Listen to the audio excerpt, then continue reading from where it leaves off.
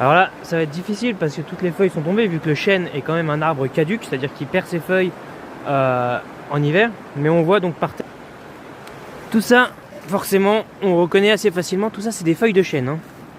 Alors, c'est pas la salade, hein, c'est vraiment la feuille du chêne. Donc, pour vous montrer, voilà, là, ici, on a beaucoup de glands qui sont tombés donc cet automne, hein, été-automne. Et on voit qu'ils ont tous commencé à s'enterrer dans le sol et à germer. Donc vous pouvez tous les regarder, tous les voir.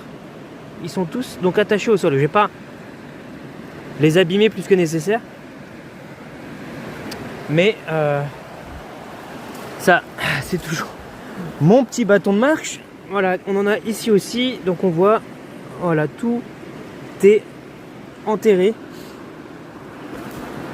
Donc ce petit pédoncule là qui s'enterre dans le sol. Et on voit donc le gland qui commence à s'ouvrir. Il y en a où on voit beaucoup plus que d'autres, comme ici, voilà. Un peu comme une pistache. Alors tous ces glands vont pas donner des chênes, hein, bien entendu.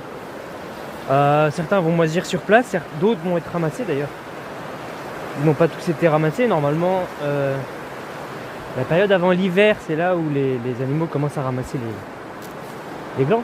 Bref, donc tous ne vont pas donner des chênes puisqu'on a déjà donc tous ces grands arbres qui bouffent la lumière du soleil.